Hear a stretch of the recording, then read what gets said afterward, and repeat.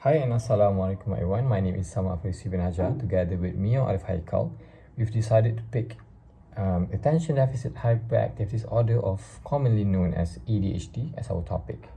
So let's take a look at the people in our documentaries. Jessica, a woman in her 30s, is a YouTuber and author that writes and talks about ADHD. Jason, 32, a man that lives alone and suffers from ADHD. Susan works for a big company that deals with finances and stocks, which means that alongside with her ADHD symptoms, she has to deal with stressful situations with clients and documents. Next, we have Robert, a 9-year-old boy that lives with his parents, that supervises his actions, his behavior, and also his academical performance. Last but not least, we have Kyle, a 4-year-old boy that started taking medicines for ADHD 2 years ago when he was 2 years old. ADHD patient is well known for being hyperactive, but do we know the exact terms for the disorder? It is called ADHD, which stands for Attention Deficit Hyperactivity Disorder.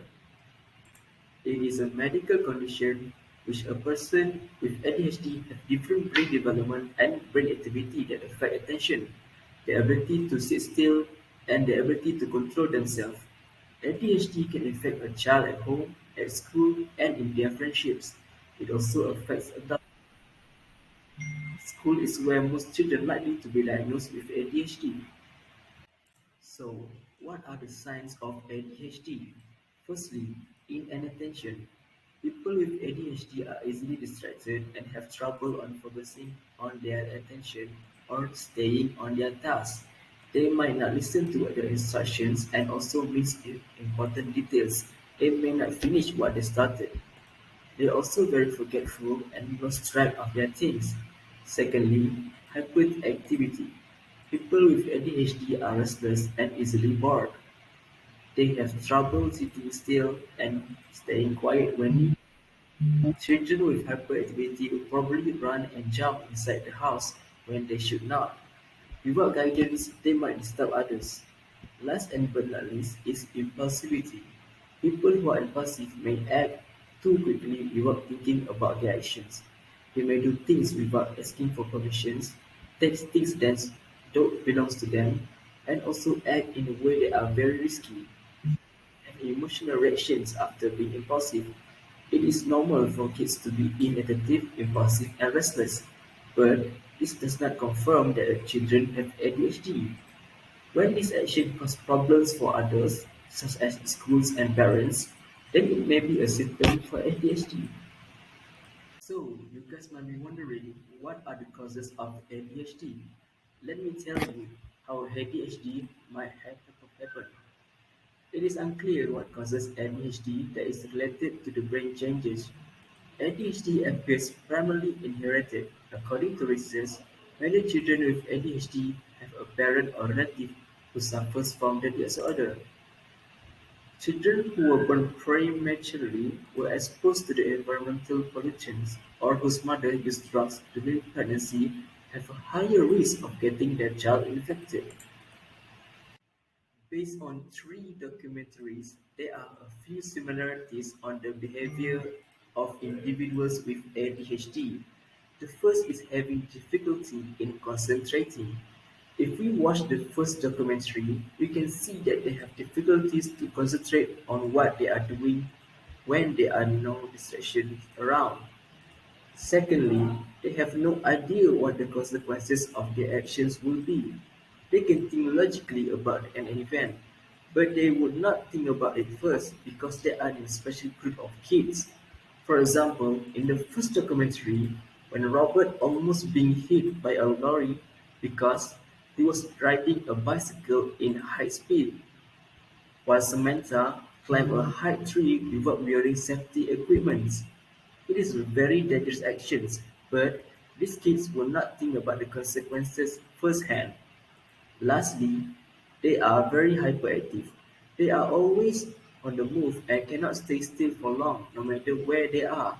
It can be seen in the documentary where they are always on the run and even move, jump in their own house. moving on to the differences in the development. For the children, we can't really conclude that they are really different from typical ADHD. However, they suffer from the typical ADHD symptoms. They are inattentive, they are hyper, they are impulsive. But for the adults, one person stood out the most, which is Jessica. At just the age of 18 months, she can speak with full sentences, and at 3rd grade, she managed to score post-high school marks, which means that her brain development is far greater than any other adults that suffer from ADHD, which means that her left brain manages to develop at such an early age at a very high speed.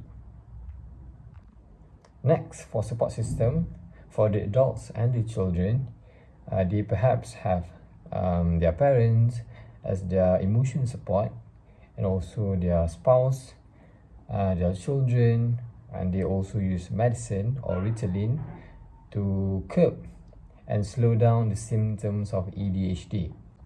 However, for Jason, instead of taking medication, he decided to take up meditation instead, yoga, and also doing thrilling things such as going go-kart, and also going to Puncak to ride the roller coaster to stimulate his brain, to give dopamine, so that the symptoms are decreased, so that he can function in his daily life.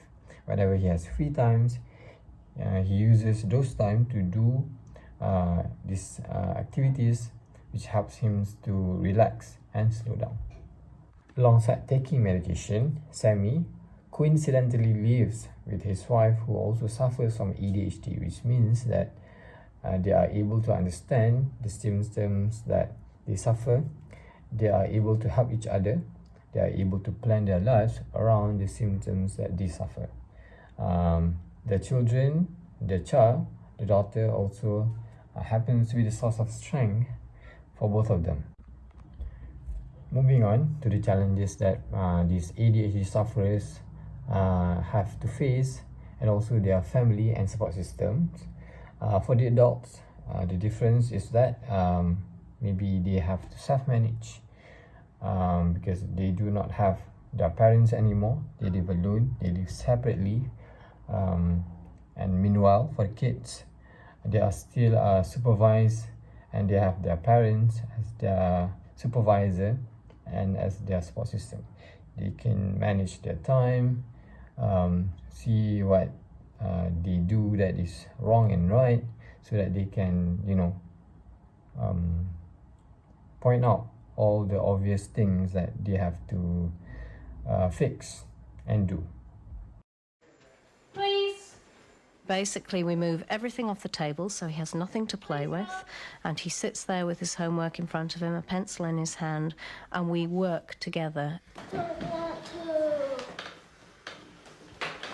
Right, what do you want to do? Would you rather do your maths or your English? Robert really needs that one-on-one attention.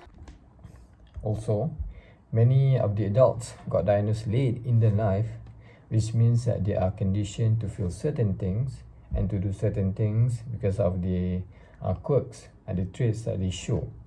They perhaps got shamed or alienated because of their differences. However, for the kids, they are currently having a far greater future ahead of them because they are treated early in their life. They take medication so that they can perform better in school, score higher marks perhaps.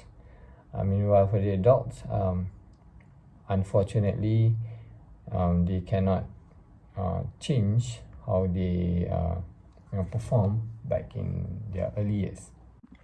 So last but not least, we have Sternberg's triarchic theory of intelligence. So for analytical, we have Robert and Susan. Robert, who performs better in tests and exam, showed that he is more on the analyze side of his brain. And this also applies for Susan, who works for finance and stock in her company. Sammy, who is a creative director, is on the creative category. This also applies for Jessica because she is an author. She is more prone to writing, making ideas, expressing herself creatively. She also makes videos for her YouTube channel. And last but not least, we have Jason, who's more on the practical side. He likes to do action. He likes to do physical stuff, and he goes go-karting during his free time, which means that he's more on the practical side.